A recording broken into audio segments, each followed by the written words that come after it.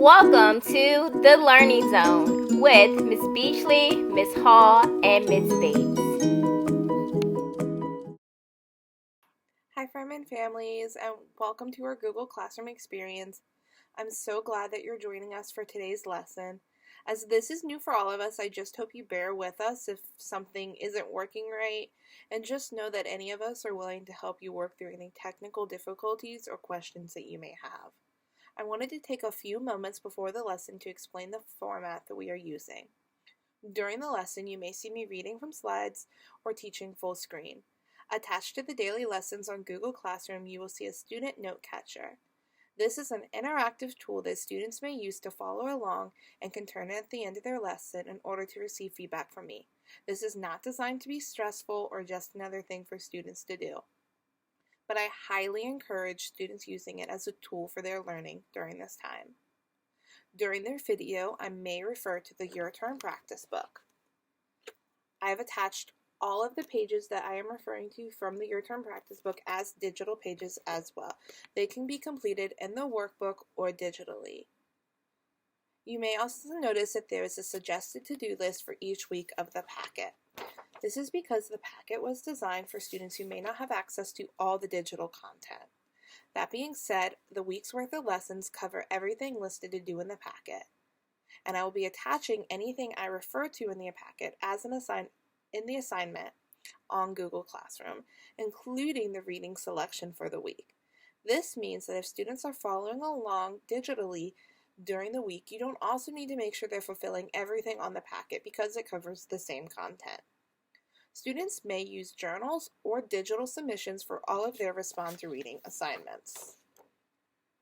We just ask that if students are using their journals to complete assignments, that at the end of the week, they submit a picture of it to us so that we can check in and make sure that they are completing their work. On Fridays, you will also see separate assignment tabs where students can submit those respond to reading assignment prompts, as well as a picture of any phonics work that they complete during the week.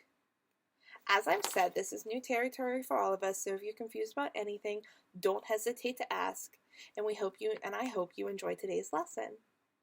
Hi, boys and girls, and welcome to our first week of e-learning. We're going to get started right away this morning with some phonics and some close reading. Today we're going to be reading and writing words with vowel teams or vowel variants. And we're going to be reading with accuracy and understanding. So our instructional agenda today goes, we're going to work through this instructional video. While working through this instructional video, you're going to be referred to your phonics practice in your Turn practice book, as well as close reading from your Turn practice book. After this video, you're going to be expected to finish up anything that you haven't finished in the phonics practice, and then also do a respond to reading question. So today we're going to be talking about vowel variants, and we're going to be learning about the ow sound.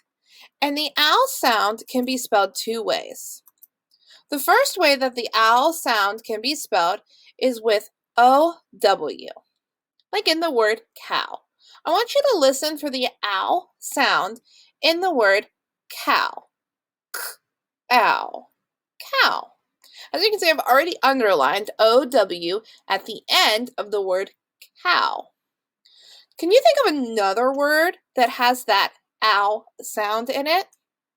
If you're working in our interactive note catcher, I want you to list out as many words as you can think of next to this question. So another way that you can make the ow sound is with the letters O-U. I want you to listen for the ow sound in this word, loud. L-ow-d, loud. Here I haven't underlined yet where I get the ow sound, but in this case, the O-U make it in the middle of the word. Okay. Now that you've learned the ways that the ow sound can be made, I want you to watch this quick video about the ow sound, and then we're going to go straight into an activity together with reading and spelling out the ow words. Okay, so we are going to be working on a little bit of practice with the ow sound. So when I write the letters, I want you to say the sound. Let's just review. The O-U sound says owl. And the other way that we can make that owl sound is with O-W. So, I'm going to be practicing with some sounds at home. If you have a whiteboard and a marker, you can practice that way, or you can practice just on a piece of paper, writing out the letters and the sounds as I write them. So let's practice together with this word. We're going to practice blending. Being left-handed is fun.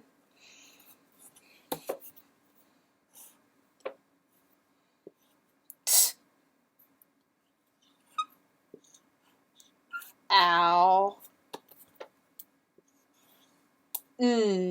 Say the word town. Let's do another one.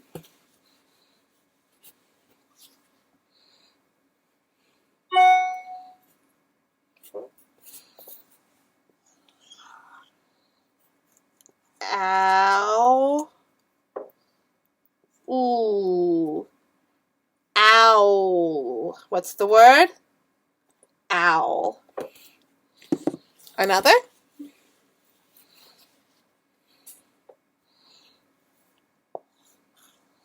This is a blend. What's that blend? Brr.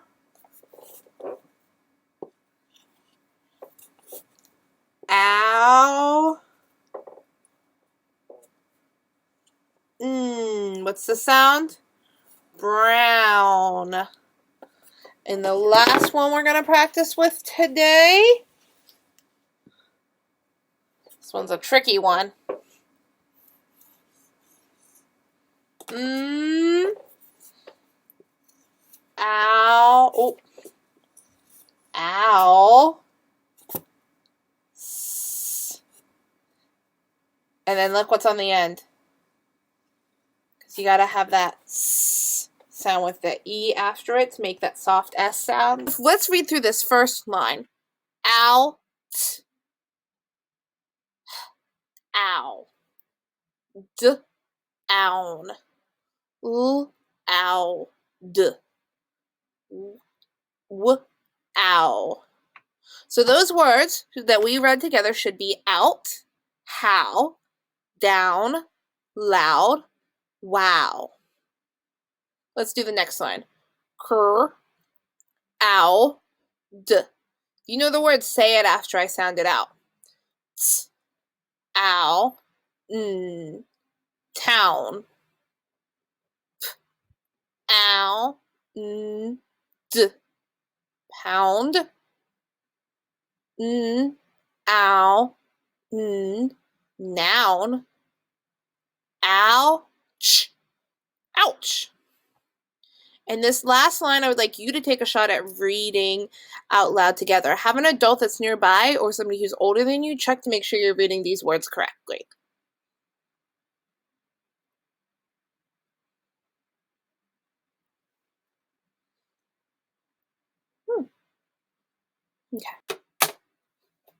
Okay, let's do some sentence reading together. Every time you hear the owl sound, I want you to put your finger on your nose. How did the brown mouse get out of the house? How many times did you put your finger on your nose? The correct answer would be 5 times. There's 5 times in this word that we can hear the owl sound. Let's go through and circle them together. How, brown, mouse, house. I'm going to read this next sentence to you. Same thing, when you hear the owl sound, I want you to put a finger on your nose. So that was in there 5 times. Can an owl make a loud howl? How many times did you put your finger on your nose? If you're working through this in your interactive note catcher, I want you to circle those times using the pen feature. It was 3 times. Last one, I'd like you to practice reading at home to an adult and have somebody check and make sure you're reading that sentence correctly. That's pretty much it for phonics today. I want you to complete page 202 in your term practice book before you move on to the close reading.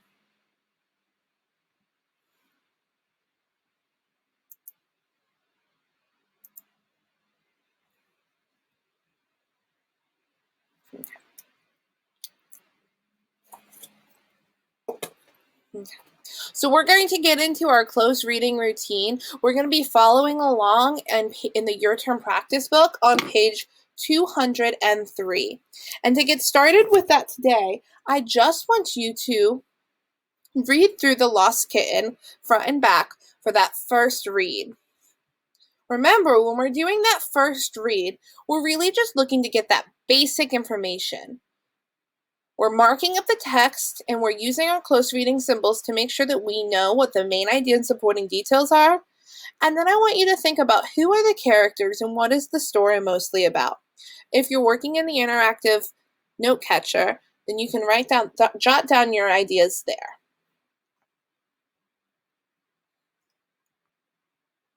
You've paused the video, done your first read of The Lost Kitten, and now you're here because you're ready to start your second read of the video. I'm going to give you one last chance to pause and do that first read for me. If you look, mine's already done. I've got my notes on my page. I've got my markups. I'm following along with you. So we're on that second read. And that first read, we talked about what the story was mostly about. And this story, I said, was mostly about two friends who help another friend find their kitten. So I'm going into that second read, and I'm reading through, and I'm coming across a lot of dialogue. Now, dialogue is that fancy word when we talk about people doing speaking. So I want to think about, in this text, who is that person doing the speaking? And I want to make sure that I'm paying attention to what people say because it's going to help me understand how they're feeling and what they're doing in the story. So let's go through and let's read this part that I've mapped out. Sally explained what had happened. I was careless enough to leave the back door open. Don't worry, I said. We have a plan to help. Come with us. So here, the narrator is telling us about the story about this time when she had to help Sally find her lost kitten. And she went to Sally to find out what had happened. And Sally, who's this character right here, explains the situation.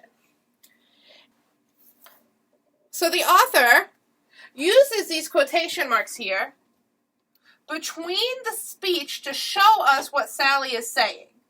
How do I know that it's the one that's Sally who said this? Well, the author gives us a tag. The tag is explained. Sally explained what had happened. And then the author tells us what she said. So sometimes authors are going to put those tags before. But now let's look down here.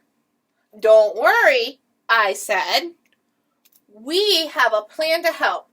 Come with us. So now the author has put those quotation marks around two different speech parts by one speaker.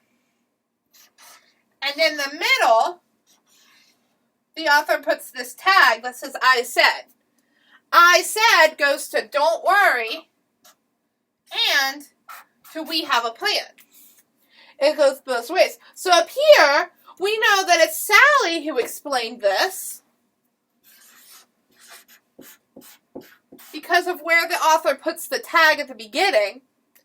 And down here, we know that it's the narrator, Pam, who's saying this, and it's between two parts of speeches. So you can have tags at the beginning, in the middle, or sometimes at the end.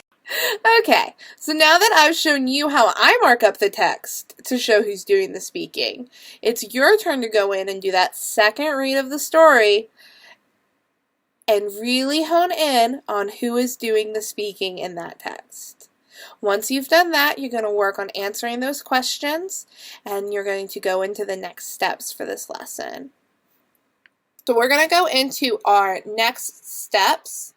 So now that you've watched this instructional video with me, You're going to go to your second and third read of Lost Kitten. After you've done your second and third read of Lost Kitten, I want you to work on answering those questions on page 205 or use the digital option that's attached to this assignment. I want you to work through your weekly phonics menu assignment. And I want you to respond to a reading question of your choice, either in your notebook or digitally. All of these resources are going to be attached to this assignment. And don't forget that you should be doing 15 minutes of iReady practice a day, as well as I've attached additional phonics practice to this lesson. Thank you so much for watching, and I hope you have a great day.